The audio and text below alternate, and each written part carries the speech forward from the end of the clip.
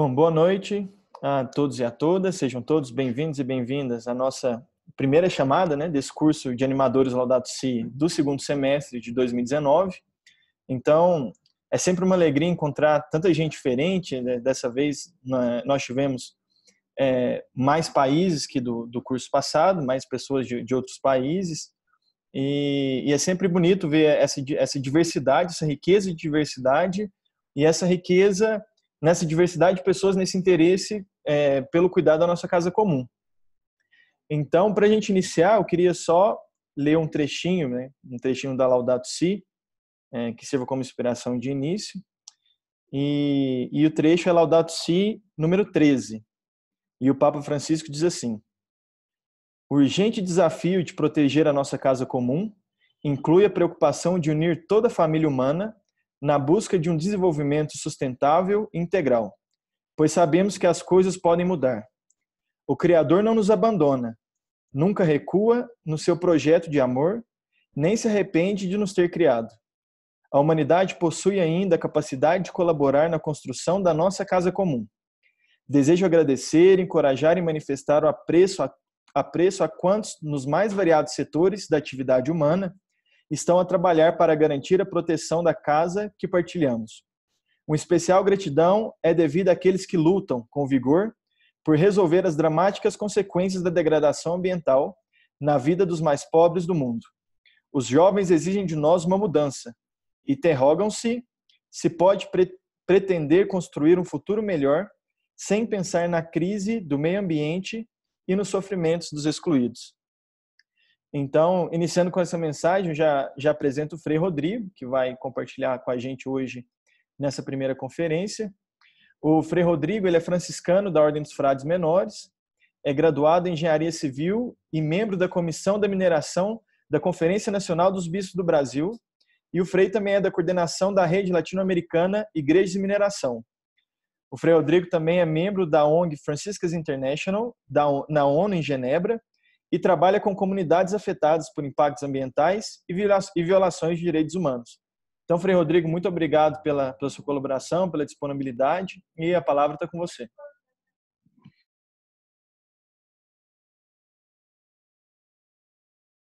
Inicialmente, gostaria de agradecer pelo e também dizer a todos da alegria de estar aqui, poder compartilhar com vocês um pouco essa reflexão da nossa realidade, a partir da perspectiva de Laudato Si. Eu acho que a gente vai bater um papo e a minha ideia é tentar, então, colocar alguns pontos que a gente considera como fundamentais para a gente entender um pouco a realidade na qual nós vivemos. Acho que uma primeira aproximação que a gente poderia fazer é a partir daquilo que é mais óbvio. A gente vive nesse planeta, a gente vive na Terra, as cidades, as plantações, as florestas, os animais, as águas, tudo está na Terra. A nossa grande casa é o planeta Terra e, como diz o Papa Francisco na sua encíclica Laudato Si, o planeta Terra é a nossa casa comum. Ele poderia até avançar mais um pouquinho dizendo que o planeta Terra é uma comunidade de vida. Ou mais ainda, que no planeta Terra estão presentes comunidades de vidas que se interagem. E quando a gente, então, eu acho que de uma forma mais empírica e mais no dia a dia nosso, quando a gente olha para o chão da Terra, para o solo, para as águas e para o ar, a gente não imagina, então, a quantidade de seres vivos, de interações que existem ali. São aquelas vidas, muitas vezes invisíveis aos nossos olhos, e que estão ali. O planeta, portanto, é pleno de vida. Esse é um aspecto importante para a gente poder aprofundar aos poucos nos grandes desafios que nós estamos vivendo no mundo de hoje. O solo, a água e o ar, eles se interagem reciprocamente com as plantas e os outros seres vivos. Por isso, então, a necessidade da preservação do planeta como um todo, como um elemento vivo e como aquele que preserva e que traz em si a vida.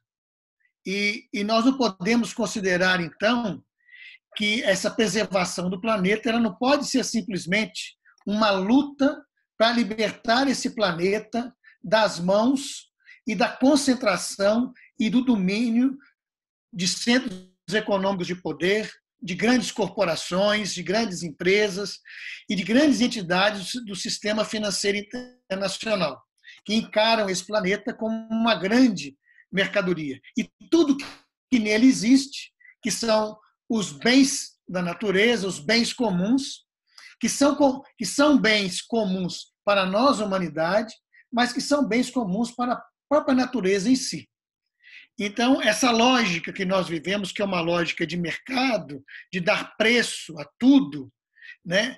Mesmo quando a gente busca o chamado, entre aspas, desenvolvimento sustentável, ele não é suficiente na perspectiva de encarar um planeta enquanto casa comum, tarefa que nos dada e que, novamente, voltando à encíclica Laudato Si, nos é colocado de uma forma muito clara pelo Papa Francisco, que nos fala de quê? O Papa Francisco nos fala do cuidado da natureza. Então, para preservar o planeta, nós temos que encará-lo não só como local onde a vida se realiza, mas como um organismo vivo. Lutar pela terra, então, é assumir tudo que está no chão, dentro dele, acima dele. E a terra não pode ser considerada como uma base de recursos para produzir, para tornar outros elementos, para ser beneficiado para o nosso próprio bem, o que tem uma importância necessária para a nossa existência, mas que não é suficiente se a gente quer cuidar da nossa casa. Primeiro, então, aspecto é esse. Segundo aspecto é aquele de nós termos uma consciência clara de que nós não estamos sós na Terra. Essa Terra, existem outros homens, outras mulheres, e existem também outros seres vivos, né? E o ambiente necessário para a vida. A luta pela terra tem que ser para preservar a vida com toda a sua diversidade, senão a vida morre, e se ela morre, nós também morremos com ela. A gente sabe que a história da humanidade, ela criou uma série de... A humanidade criou uma série de sistemas de convivência e sobrevivência, e que alguns desses sistemas eles se hegemonizaram em um caminho de ruptura do homem e da mulher com a natureza, né? Se a gente for pensar nesses últimos séculos, e principalmente no século passado, ou principalmente a partir do século retrasado da Revolução Industrial, os grandes impactos que acontecem a partir do processamento e dessas formas de convivência e de sobrevivência e de superexploração do planeta, daquilo que ele tem de bens comuns. Vocês estão notando que eu estou recusando a chamar e a utilizar um termo que é muito conhecido, que é o termo de recursos naturais. Eu acho que quando a gente pensa em recursos naturais, nós estamos fazendo uma leitura econômica do planeta, e o planeta é mais do que uma leitura econômica. Então, nós estamos diante de quê? Quais são os grandes desafios que nós estamos vivendo no mundo de hoje? Eu acho que o primeiro grande desafio, que é muito conhecido, que é muito falado, é aquele das mudanças climáticas. O desenvolvimento de uma parte da humanidade controlada por um grupo menor ainda, e que hoje, vamos dizer assim, se visibiliza por aqueles que controlam o sistema financeiro, por aqueles que controlam as corporações, as grandes empresas, tem provocado um desenvolvimento tal que tem forçado o planeta numa dificuldade muito grande dele se recuperar. O planeta sempre teve, e tem isso que se chama de resiliência, a capacidade dele se recuperar em cima dos impactos. E quando eu digo uma parte da humanidade, porque, vamos dizer assim, quem usufrui desse modelo de desenvolvimento que nós vivemos hoje é uma parte não muito grande da humanidade. Se a gente pensar em termos de energia, é 20% da população do mundo consome 80% da energia do planeta. Isso, então, principalmente baseado no extrativismo e nos combustíveis fósseis que, vamos dizer assim, são a base da geração da energia e que movimenta essa máquina desse modelo de desenvolvimento, com os inúmeros impactos que existem, mesmo na natureza como um todo, na destruição das florestas, etc., e na emissão de gases, nós estamos vivendo hoje uma série de problemas ligados à questão climática. Isto é derivado de uma aniquilação que vem acontecendo cada vez mais, de uma forma cada vez mais veloz, da biodiversidade, com remoção e degradação de florestas e, consequentemente, extinção de várias espécies da fauna e da flora, né, que são impulsionadas, seja pelo agronegócio, seja pela expansão desse modelo que visa e que provoca um consumo constante de materiais, de processamento de materiais para uma sociedade e para um mercado sempre e cada vez mais insaciável. Depois, a gente vive um modelo que impacta na água, né? Nós temos já, e isso ligado também à questão climática, crescente escassez de água doce, limpa e acessível à população, intoxicação dos organismos pela poluição industrial do ar, do solo e da água, né? E um outro elemento que é muito importante e que nós não podemos separar desse conjunto de impactos desse modelo hegemônico que visa, a partir do mercado, a concentração, seja da propriedade como do capital, a desigualdade social extrema e a concentração nas mãos de algumas centenas de corporações e de alguns indivíduos que controlam um poder econômico exorbitante, né, com seus tentáculos, vamos dizer assim, espalhados pelo planeta, né, que é incompatível, né, com as formas tradicionais de relações humanas, de relações do ser humano com a própria natureza, estabelecendo, então, um mundo extremamente dividido e um mundo extremamente concentrado nas mãos de um pouco. Então, esse é um pouco o quadro, né? Existem modelos diferentes, existem modelos de convivência com o planeta diferentes, obviamente existem, né? Nós conhecemos muito bem na região andina da América do Sul, né? Os povos indígenas que vivem numa perspectiva do bem viver, né? É uma relação de integração e de colaboração, aonde natureza, e nós somos natureza, né? Se convive, se interage e as coisas têm valor em si mesmas. Nós vivemos numa sociedade em que as coisas têm valor em relação ao que elas podem servir para mim. E se esse sujeito, se esse ser humano é aquele que detém o controle e o poder econômico e o poder político, é ele que vai determinar como que se usa e como que se usufrui. E então a natureza é toda vista no seu valor de uso e não no seu valor em si, integrado e interligado com os outros elementos da própria natureza. É quando o Papa Francisco nos chama a atenção de uma ecologia integral, porque tudo está interligado. Nessa perspectiva, se nós encararmos, então, nas relações humanas, nas relações sociais, uma ecologia integral, ela nos chama a quê? Ela nos chama a uma justiça integral. Se a gente trouxer isso para o nosso dia a dia, se nós trouxermos isso para o que está acontecendo no Brasil hoje, nós podemos enumerar, na perspectiva da organização, eu sempre gosto de uma definição em relação à política, que ela é muito importante.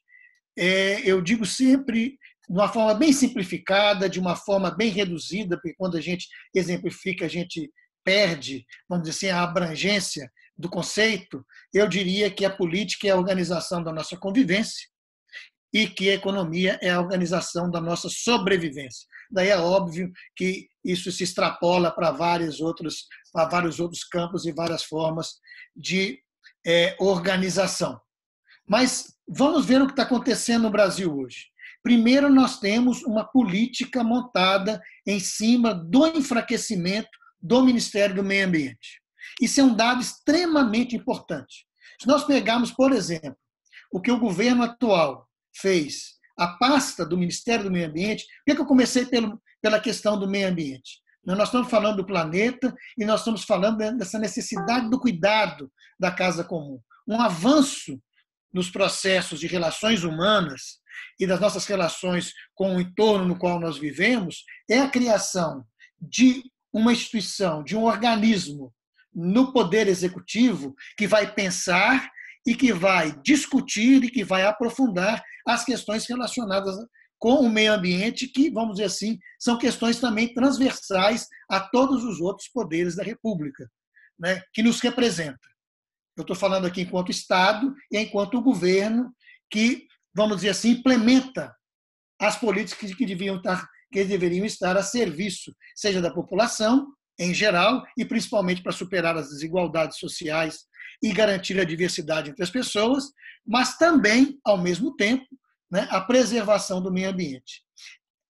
O Ministério do Meio Ambiente, imediatamente, ele perdeu a gestão da Agência Nacional das Águas, que foi para o Ministério do Desenvolvimento Regional, ou seja, deu àqueles que pensam a sociedade na perspectiva do desenvolvimento, e nós sabemos que esse modelo de desenvolvimento que nós temos, ele pensa o planeta como sendo um elemento infinito que eu posso utilizar do que ele tem infinitamente, e, na verdade, o que nós todos sabemos é que o planeta ele é finito, né? As capacidades e as possibilidades do planeta têm um limite.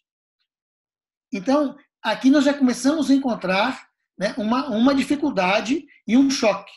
O Ministério do Meio Ambiente ele vem, vamos dizer assim, contribuir para uma visão onde a água tem o seu valor em si, a necessidade da preservação, os múltiplos usos da água garantidos para o ser humano, mas a própria existência da água dentro do sistema e do equilíbrio dos ecossistemas como sendo fundamental.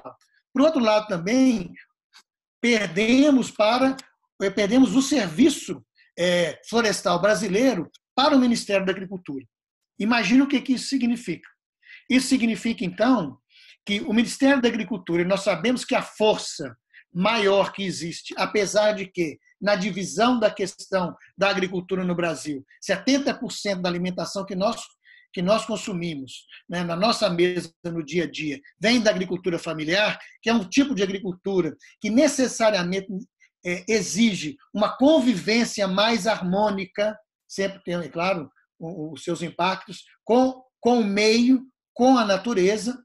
Nós sabemos mas que quem comanda economicamente é o agronegócio, que é baseado nas monoculturas, que é baseado no consumo exorbitante de agrotóxicos, de venenos, maquinário, supressão da diversidade biológica, etc. Isso agora é o Ministério da Agricultura que está comandando, então, o Serviço Florestal, que é o órgão responsável, entre outras atribuições, pela a ampliação da cobertura florestal no país. Imagina o que significa isso. Uma outra questão também que nos preocupa muito é que está se propondo uma revisão de todas as 334 unidades de conservação que existem no país. Isso vai lá desde o Parque Nacional do Itatiaia, que foi criado lá na década de 30, né, até o Refúgio da Vida Silvestre da Ararinha Azul, que foi criado em 2018. Tudo isso, né, essas unidades, está se dizendo, então, segundo o próprio Ministério, que foi feito sem nenhum critério, o que não é verdade. Com o fim, com essa vontade de revisão dessas unidades de conservação, obviamente, tudo isso está em função de industrialização, de extração, de áreas possíveis para mineração e do próprio agronegócio. Nós temos um projeto de lei do senador Flávio Bolsonaro que defende o fim das reservas legais, né? Dizendo que as reservas legais elas estariam ferindo o direito constitucional da propriedade. Ou seja, como se o uso do planeta não impusesse a cada um de nós, e nesse caso em particular, aos proprietários, a responsabilidade social e ambiental pela manutenção do planeta, da vida no planeta e pela garantia de existência para as gerações futuras. Então, ele criticou e chamou isso de ecologia radical, fundamentalista, irracional, etc. Existe uma pesquisa que diz o seguinte, que se suprime as reservas legais nas propriedades, ou seja, cada propriedade, isso depende a porcentagem diária aonde vai ser preservada a reserva intocada da propriedade. Se forem suprimidas, está se dizendo que isso alcançaria a 167 milhões de hectares, maior que o estado do Amazonas. Então, vocês imaginam, isso equivale a 30% de toda a vegetação nativa do Brasil. Então, esse é um risco que nós estamos vivendo. O outro é o do freio na fiscalização.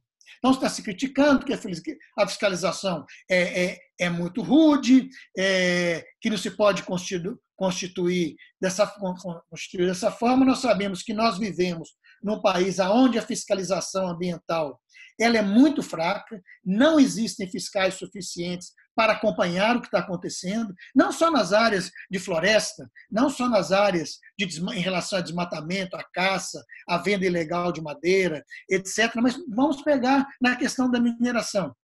Né? Nós sabemos que parte desses crimes, como o de Mariana, como o de Brumadinho, eles estão ligados também à deficiência de poder, de condições de monitoramento e de fiscalização do Estado, por falta de recursos e por falta de pessoas e funcionários especializados para fazê-lo. Então, significa que se eu, então, vou frear mais ainda essa fiscalização, se eu não vou dar a importância que a fiscalização necessita, eu estou concorrendo para que a destruição continue e, além do mais, até aumente. Depois, o IBAMA, né, anuncia onde fiscais vão reprimir os crimes ambientais. Ou seja, isso é uma surpresa muito grande, né? Que, pela assessoria do IBAMA, se informa que a fiscalização iria reprimir um desmatamento ilegal em tal local. É como se tivesse acontecendo um conflito e um problema em algum local, a polícia avisasse antes, eu estou indo para aí, hein? Então, significa que isso é criar um protocolo que fere com a segurança do próprio IBAMA, dos próprios fiscais, mas com a possibilidade, vamos dizer assim, de intervir e impedir que as coisas aconteçam. Né? E aí nós podemos também ver toda a discussão, né, do governo Bolsonaro em relação à questão das mudanças climáticas, em relação à participação do Brasil no tratado, do Acordo de Paris, que vamos dizer assim, é hoje aquele que está regendo, de uma certa forma, as proposições voluntárias dos diferentes países, né, em relação às próprias políticas ligadas à mitigação dos impactos que estão relacionados com o clima. Né? Então, o que a gente sente nesses primeiros meses do atual governo? Né? O atual governo ele se empenhou apenas numa agenda antiambiental. Então, assim, não há, se a gente pensar de uma forma bem clara, nenhuma nova medida de combate ao desmatamento da Amazônia. Na verdade, o que tem acontecido, que está sendo relatado, né, é que esse desmatamento aumentou. Né? Se destrói a floresta, os criminosos eles destroem a floresta, roubam nossas riquezas, né? Os vendedores de agrotóxico, venenos, né, para a agricultura, eles destroem a nossa terra, eles comprometem as nascentes, comprometem as águas, mas, ao mesmo tempo, também envenenam a nossa comida. E os que querem tomar as terras das populações indígenas, né, são os únicos que têm algo a comemorar. Por quê? Porque a tendência cada vez maior, né, é fazer com que aquelas populações que vivem de uma forma secular, em convivência com a própria natureza, e a sua própria existência ajuda no processo de conversão, nessa interação entre sociedades e o meio ambiente e o seu entorno, né, comecem, então, a perderem a sua força na medida em que esse atual rumo das políticas ambientais ele vai julgando, né, para escanteio décadas de esforços no combate ao desmatamento e colocando em risco a população, a saúde da população e trazendo, na verdade, um prejuízo incalculável. Se nós imaginarmos o que houve em Mariana, com a destruição no local do rompimento, com as 20 mortes que aconteceram naquela ocasião, em novembro de 2018, e toda a destruição da bacia do Rio Doce, isso não tem preço, é incalculável economicamente o que isso gerou, a destruição que isso gerou, com alguns impactos que são irreversíveis. E isso chegou no mar. Agora se repete novamente em Brumadinho, com o rompimento de uma barragem. Em ambos os casos, se sabe, né, através de provas de investigação, que essa mesma empresa que é reincidente, a Vale, ela tinha noção do risco, no mínimo negligência, uma negligência criminosa, né, e não tomou nenhuma atitude por motivos econômicos. E agora, no entorno da região metropolitana de Belo Horizonte, nós temos uma série de outras barragens que já estavam sob risco, mas que agora, com o fato reincidente de 25 de janeiro deste ano, colocou à tona toda essa problemática. Então, nós temos uma população enorme, com dificuldades, inclusive com água, com comprometimento de acesso à água para este ano na região metropolitana de Belo Horizonte. Então, quais são os desafios? Né? Quais são os desafios? Os desafios são aqueles da participação da população, de se engajar nas discussões, da gente não ficar esperando que as coisas aconteçam. Para a gente ter uma ideia, nesses meses de governo, já foram autorizados para uso 152 novos agrotóxicos. Um recorde, se for comparado aos últimos 10 anos, considerando o mesmo período. Dessas substâncias, 44% das substâncias desses 152 novos agrotóxicos são classificadas como altamente ou extremamente tóxicas.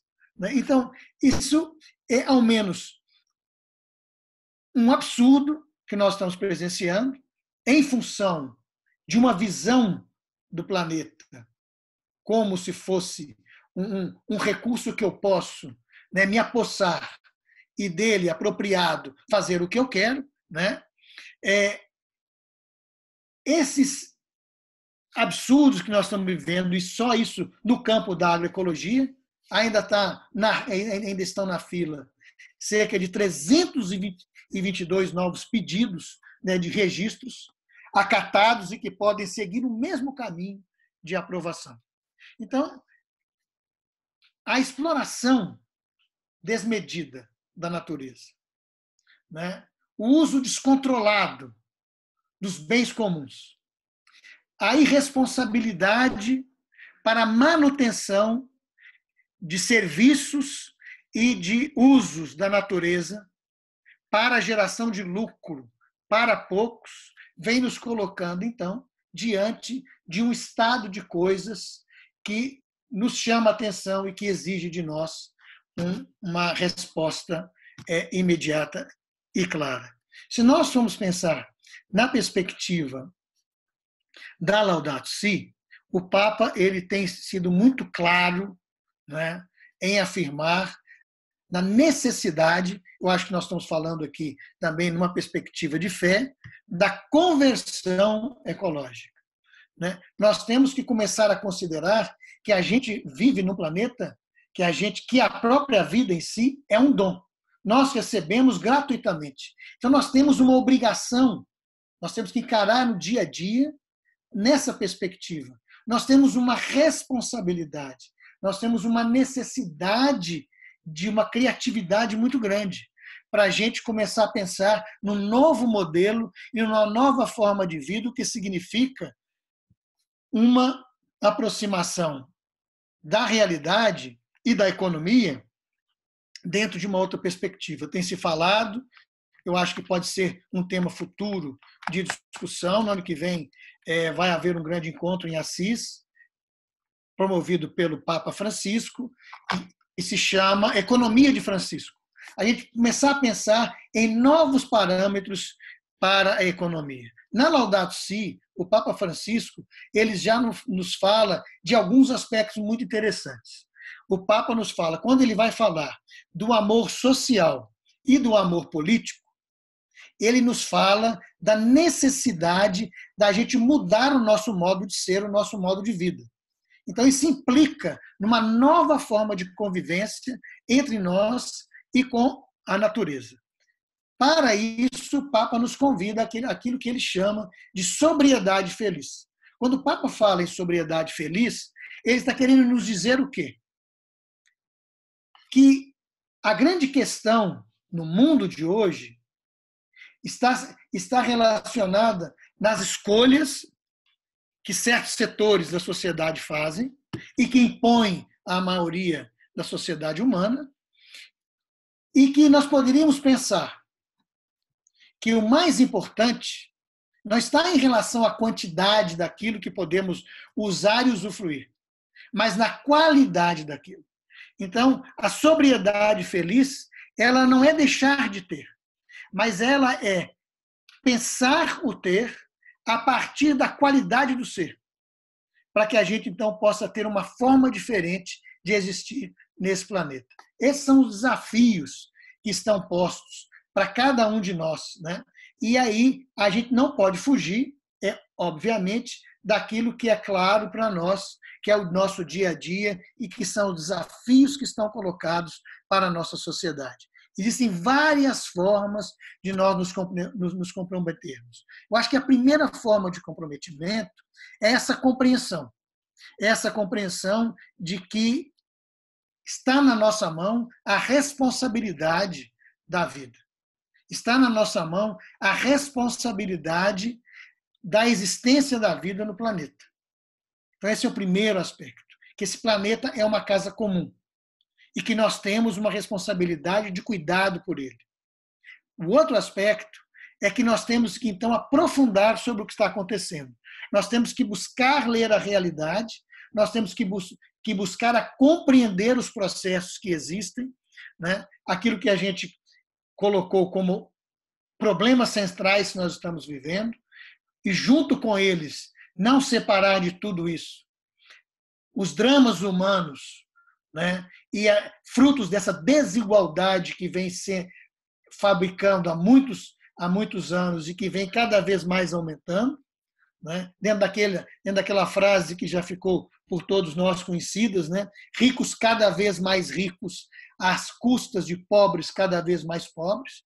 E se nós pensarmos aí, então, naquela perspectiva, novamente voltando a Laudato Si, existe aí um grito. Existe um grito da Terra, existe um grito do planeta, junto com o grito do pobre.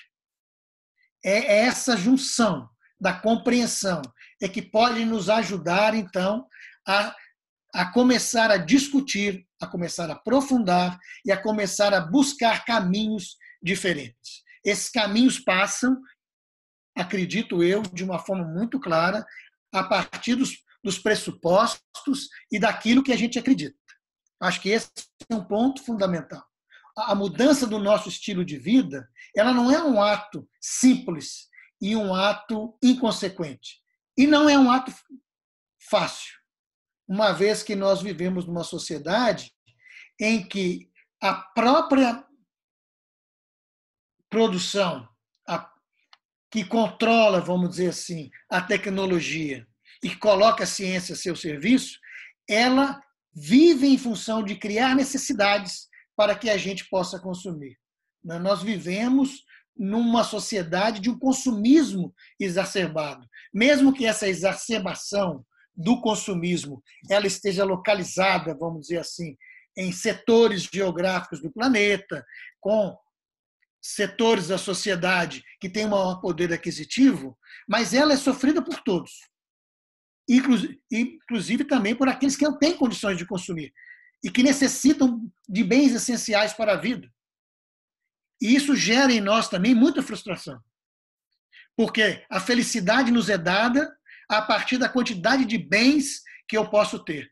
Para obter esses bens, mesmo os bens já reproduzidos, eu tenho que extraí-los de onde? Eu tenho que extraí-los da natureza.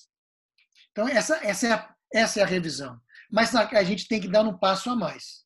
Né? Me compreender nesse planeta, me entender numa fraternidade cósmica. Francisco de Assis, eu acho, que nos coloca diante de uma visão extremamente clara dessas relações, né, do respeito para com o outro, de ser menor, né, diante do outro, deixar com que o outro exista, mas esse outro não só o outro humano, mas o outro também como elementos da natureza e como os outros seres que fazem parte dessa grande família. Mas para isso eu preciso de entender que se a minha fé me dá essa visão e eu quero construir essas relações, eu tenho que partir para uma dimensão que é do amor político, que é do amor do serviço, que é do amor de construção de uma sociedade diferente. E aí não tem como a gente ficar alheio do que vem acontecendo, das propostas que vão sendo colocadas, das políticas que vão sendo implementadas, ou seja, das propostas de convivência que nós temos entre nós e com o meio com o qual nós vivemos, em função da nossa sobrevivência, mas que são profundamente ofensivas, invasivas e que causam impactos profundos. E aí, então, a participação política, numa perspectiva ampla da palavra, ela se torna cada vez mais exigente. Não é possível viver no planeta que é uma casa comum, mas eu costumo dizer assim, esse planeta é uma grande casa comum, mas os quartos, a grande maioria da população está concentrada em algum quartinho, enquanto os outros estão usufruindo dos outros quartos. Temos que questionar isso e a forma também de conviver dentro desse quarto, não é, e dentro desse planeta. Não é só uma questão da gente tornar esse planeta acessível a todos e a todas, mas é como essa acessibilidade possa acontecer, construindo e respeitando a dignidade do ser humano, mas também construindo e respeitando a dignidade de cada elemento, a dignidade de cada ser vivo e dessa interação que existe. Aí, então, nós somos colocados diante de questões que são extremamente profundas. Né? E essa crise, né? Que é uma crise sem precedentes, né? Onde o principal obstáculo a toda ação política que se queira, né? É a gente começar a compreender que cada uma dessas crises, isoladamente, ela é para a humanidade e para a biosfera. Seja a crise que provoca, elas são todas interligadas, é óbvio, mas como a gente tentou aqui fazer uma divisão, né, uma organização delas mais didáticas, que seria a questão das mudanças climáticas, a aniquilação da biodiversidade, a escassez de água doce, né? De água limpa, de água acessível, a intoxicação dos organismos, né? A poluição industrial do ar, do solo e a desigualdade. Todos esses elementos, né? Todas essas crises, elas têm uma possibilidade extremamente catastrófica. Aqui não é fazer um discurso apocalíptico e um discurso do medo, mas um discurso de acreditar contra toda a desesperança de que nós somos capazes de transformar um futuro. E essa transformação ela é necessária no futuro imediato. Porque, infelizmente, o processo pelo qual nós estamos passando, que ao invés de desacelerar, ele se acelera, ele já, segundo alguns pesquisadores, ele já nos coloca em alguns impactos que são irreversíveis. Mas, segundo a grande maioria dos pensadores, daqueles que estão envolvidos nessas questões, nós temos ainda a condição de reverter o processo. É óbvio que esses elementos, é óbvio que esses impactos que a gente está falando aqui, eles agem, né? Essas crises, elas agem em sinergia. Isso vale dizer o quê? Elas se interagem, se reforçam e aceleram-se reciprocamente, aumentando assim exponencialmente a probabilidade, né, em prazos cada vez mais próximos de um colapso socioambiental. Então nós temos algo extremamente sério. Por isso, então, a necessidade de insistirmos. Não adianta, é um crime, é um desastre a flexibilização da legislação ambiental, considerar que a legislação ambiental, a proteção ambiental, como vem sendo colocado hoje de uma forma muito mais clara do que nos governos passados, que também sofreram algumas crises e algumas influências desse modelo devastador que é o capitalismo, que é o modelo que vigora, que é o modelo hegemônico, por isso falamos dele, né? De nós entendermos que a nossa sociedade ela precisa de fazer com que esse processo se reverta, né? No que se refere às crises que nós estamos falando, as crises propriamente ambientais, né? Elas foram já diagnosticadas pela ciência, né? Que há muito tempo também vem alertando para esse perigo crescente. Mas não é suficiente o alerta. Não é suficiente a gente se colocar só com o nosso pensamento e com pequenas atitudes que são importantes, né? Uma vida mais voltada para a preservação, vou preservar a água, eu vou consumir de uma forma mais responsável, eu não vou desperdiçar energia, eu não vou fazer isso, etc. Isso é extremamente necessário, isso nos educa, isso nos transforma enquanto pessoa, mas isso não é suficiente.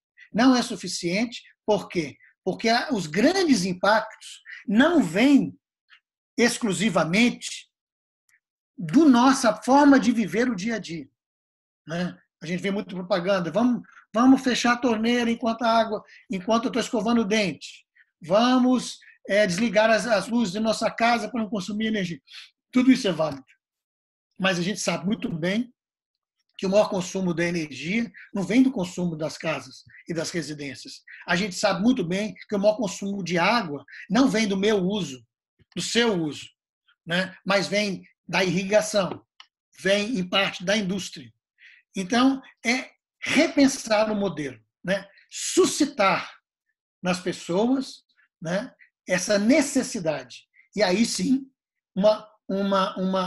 buscar se organizar, buscar criar grupos. Ser animador de Laudato Si é se envolver no meu município, na minha cidade, nos conselhos que ainda existem, porque querem acabar com os conselhos, né? Conselho de meio ambiente, conselho de saúde. Como que eu posso participar? Como que eu posso ajudar para que as políticas que estão sendo implementadas onde eu vivo, elas respeitem a vida, elas deem condições para que se refreie um pouco essa forma predatória de exploração. Nós vivemos numa sociedade onde a economia de fundo maior é a economia extrativista.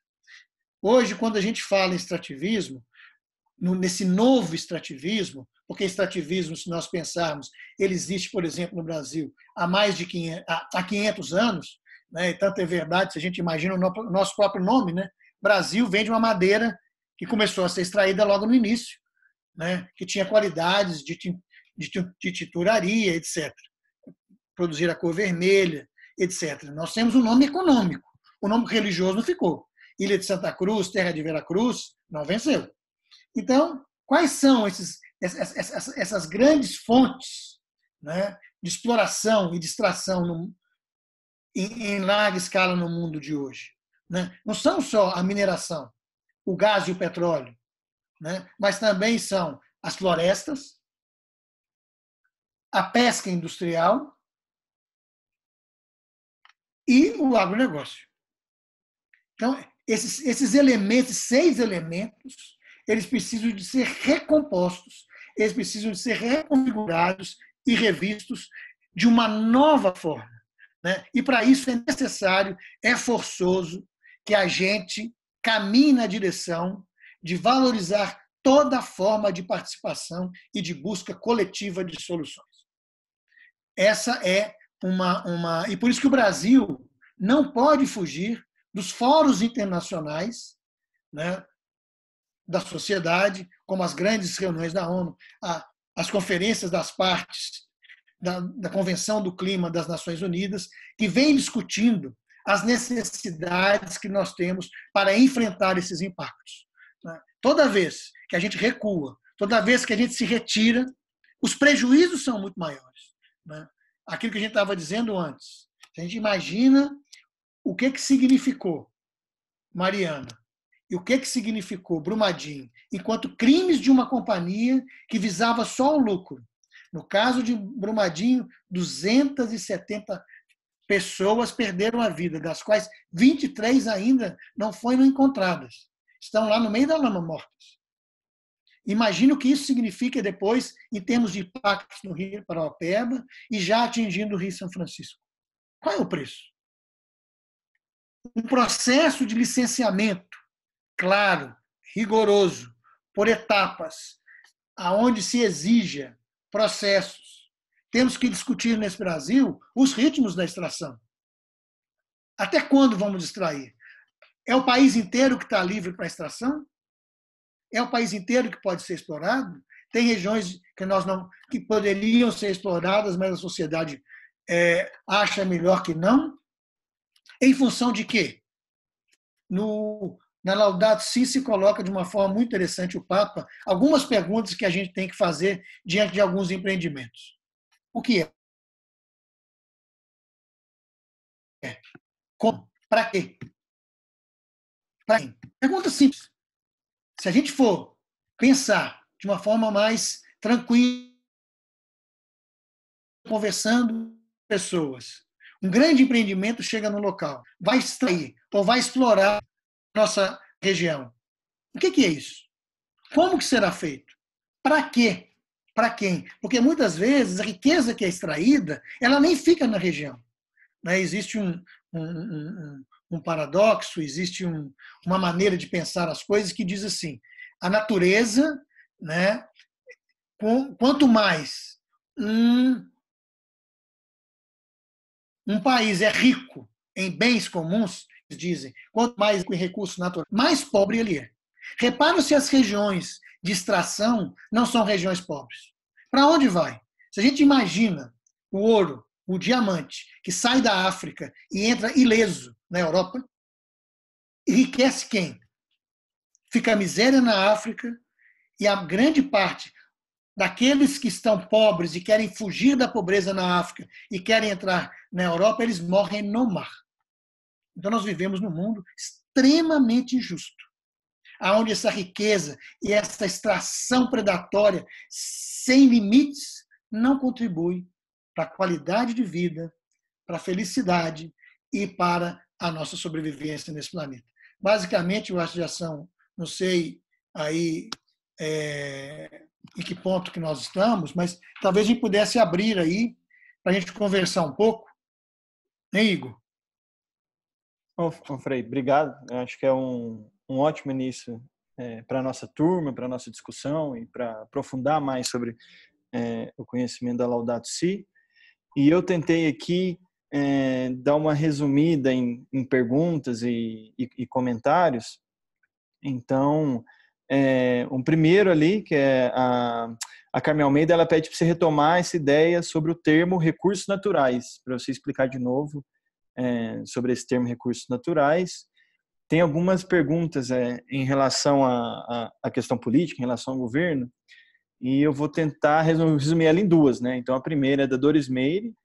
Ela pergunta: como revertemos toda essa situação diante do desmonte desse governo na questão referente às ações que retrocede avançarmos para uma ecologia integral? E logo depois o Rogério ele pergunta: Frei, diante dessa realidade, como a política de governo na contramão do documento Laudato Si, qual o papel da igreja e leigo na sociedade brasileira? Bom, primeiro que acho que as respostas elas são sempre uma construção. Né? Ninguém tem a solução sozinho. Né? Eu acho que esse é um aspecto muito importante. Né? Mesmo porque a gente não quer uma sociedade, um modelo só. A gente quer sociedades que se interagem, né? E os caminhos podem ser diferentes. Né? Nós temos que limitar. Quando eu falo que eu me afasto do conceito recursos naturais, é porque a própria palavra recurso ela já coloca aquele elemento da natureza como um objeto que eu posso fazer uso da forma como eu bem entender para o meu bem. Não é recurso para quem? Ele é um recurso normalmente para mim. Né? Eu brinco muito assim, é um pouco exagero o que eu vou dizer agora, mas é para a gente entender. Quando a gente fala assim, você chega e pergunta para um agricultor: como é que é a sua terra? Ele responde: é boa. Esse boa é em função de quê? Porque, por exemplo, o solo do cerrado é solo do cerrado. Não é verdade? É boa porque eu vou produzindo eu retiro alimento, né? Eu posso vender, eu posso sobreviver, eu posso me alimentar, eu posso sustentar minha família. Ótimo. Mas nós temos que superar isso, porque a forma como se vive hoje não é mais aquela forma em que eu tiro meu sustento, etc. Hoje eu elimino tudo, eu artificializo tudo. Esse raciocínio prevalecendo nas formas de produção atual, que são extremamente predatórias, cria um caos profundo. Então, eu prefiro usar a palavra bens comuns. Eles são bens comuns da humanidade, mas eles são bens comuns da própria natureza em si. Eu não considero a natureza como um capital e os ecossistemas como fluxo desse capital e que nos dá serviços e que eu tenho que cobrar por esse serviço. Aí eu acabo caindo no crédito de carbono. Não é isso? Vou preservar a floresta sequestra carbono, eu vou botar preço nisso e vou vender. Não, a fotossíntese não tem preço. Não se coloca preço na fotossíntese. A fotossíntese faz parte do sistema vida. Ela vai ser preservada. Eu não acredito que a preservação passa pela questão de simplesmente botar um preço, mas é de construção de uma visão de uma sociedade diferente. Então, isso seria uma forma de tentar, não sei se eu ajudei no esclarecimento. Em relação a como reverter as políticas públicas e qual que seria o papel da igreja, eu acho que é através da participação. Não tem como a gente não analisar, não acompanhar, não sair às ruas, não buscar as organizações da sociedade civil ou criar organizações na sociedade civil para que a gente aprofunde, discuta e comece a fazer pressão para mudar essa situação. Nós não podemos simplesmente ficar esperando que algo vai acontecer. Nós temos que sair, né? Parece que está todo mundo olhando para uma cena de um filme extremamente complexo, muitas vezes até de horror, e nós estamos esperando que vai acontecer alguma coisa. Não. Nós podemos fazer acontecer alguma coisa, convidando as pessoas a refletirem. O papel da igreja é o papel de manter, obviamente, a sua visão. A igreja, eu acho que é uma grande comunidade, nela existem vários pensamentos, mas de construir a partir da fé, a possibilidade de uma sociedade nova. Nós temos que denunciar aonde tem injustiça, temos que anunciar aonde existem processos de construção que são processos importantes, mas eu não posso perder de forma alguma, em momento nenhum, aquilo que a gente chama de uma perspectiva profética. Há risco. Mas se opor aos exageros e se opor à morte é uma questão fundamental. Eu não posso considerar simplesmente como um dado, porque tem muita gente dizendo que é bom ter arma, tem muita gente dizendo que pode matar, tem muita gente dizendo que não dá mais para ter política social, que o Estado não pode ser solidário, que isso é algo que a gente vai conviver. Não.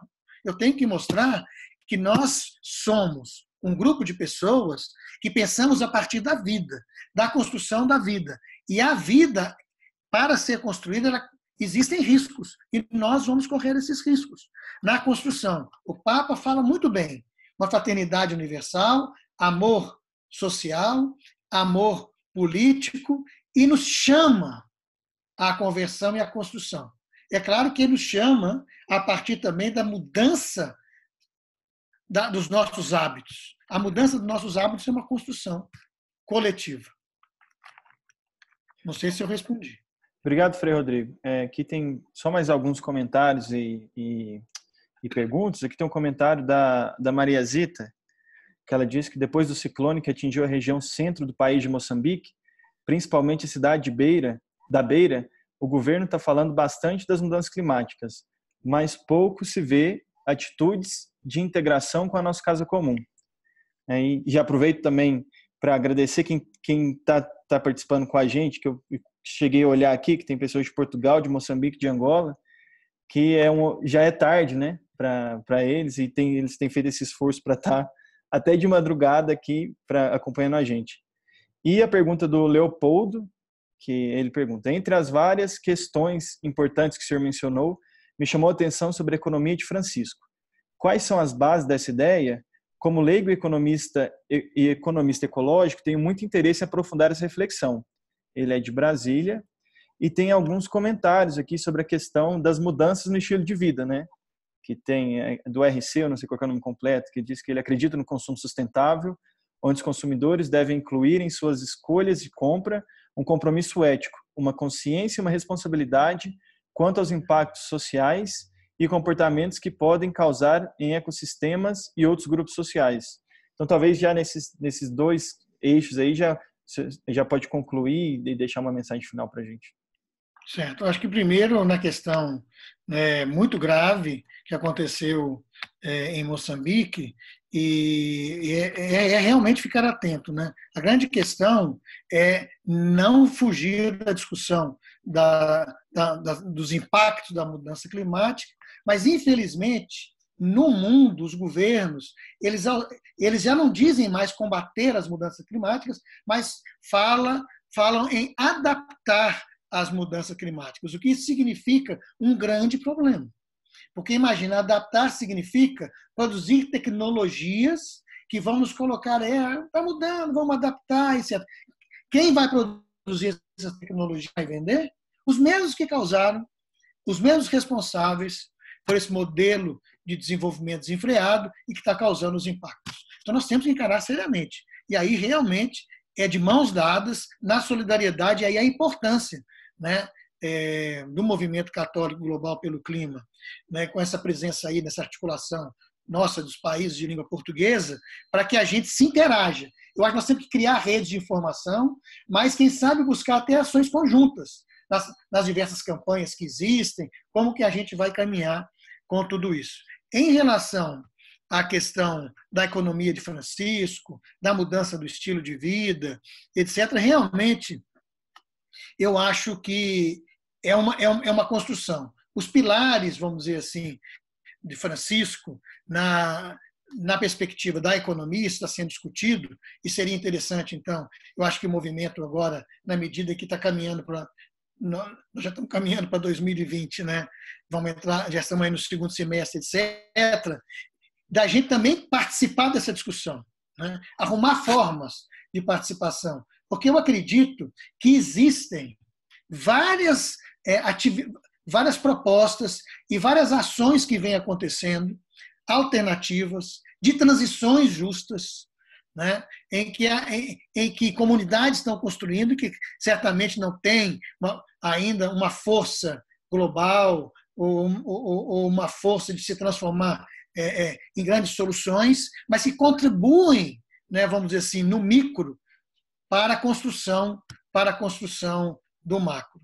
Eu então deixo esse convite aí para que se participe. É uma construção que está sendo feita, né? Acho muito importante que ela envolva as comunidades que sofrem os impactos, né? Porque esse é um grande problema, às vezes, quando se transforma numa discussão só na academia, né? E a população fica quase como um laboratório, né? Quem é o sujeito? Eu acho que nós todos temos que ser sujeitos e, obviamente, numa construção conjunta. Sempre aquilo que se diz lá, todos estamos interligados, todos vivemos como se fôssemos, deveríamos viver como se fôssemos um. Eu acredito que aqui, e aí eu vou concluindo, gostaria de agradecer a presença de vocês e acredito que a gente tem muito a construir, né? Processo de solidariedade. Eu vou terminar dando um exemplo concreto. Agora, no início de setembro, estão vindo 10 sem-tetos da África do Sul, que vivem em áreas de ocupação na África do Sul e que vão fazer uma experiência para conhecer as áreas de ocupação urbana. Eles também são urbanos, sem teto, da África do Sul. Vão conhecer aqui no Brasil, basicamente em São Paulo, junto com o MTST, num processo de reflexão. Nós temos que buscar soluções conjuntas, né? Já fizemos uma experiência dessa, teve presença de acho que companheiros e companheiras de Moçambique, isso já foi há uns 3, 4 anos atrás, tiveram aqui na região do Pará, vendo a questão da mineração, depois aqui do Brasil foi para a África do Sul. E vamos ter com a questão da mineração novamente em novembro. Esses intercâmbios, eles são muito importantes, mas sempre na perspectiva da construção. Não é simplesmente um acúmulo de conhecimento, mas é um acúmulo de experiência que transforma a nossa vida e que nos leva à construção. A nossa vida tem que ser, eu acredito, missionária nesse sentido. Muito obrigado a todos e que São Francisco e Santa Clara nos acompanhem no nosso dia a dia. Obrigado. Bom, obrigado, Frei Rodrigo, por compartilhar com a gente. Acho que é um excelente início dessa nossa discussão e aprofundamento na Laudato Si. E agradeço todo mundo que está participando também dessa nossa primeira conferência. Relembro que essa conferência ela é gravada, então ela é disponibilizada para quem quiser rever e para quem não pôde participar ao vivo. E eu gostaria de terminar com um trechinho também da Laudato Si, que até o Frei Rodrigo chegou a citar ele, que é da Laudato Si 231, que é: o amor, cheio de pequenos gestos de cuidado mútuo, é também civil e político, manifestando-se em todas as ações que procuram construir um mundo melhor. O amor à sociedade e o compromisso pelo bem comum são uma forma eminente de caridade, que toca não só as relações entre os indivíduos, mas também as macro-relações, como relacionamentos sociais, econômicos e políticos. Então, a gente encerra com essa mensagem do Papa Francisco. Muito obrigado a todos e a todas pela participação e a gente segue em contato. Paz e bem a todos.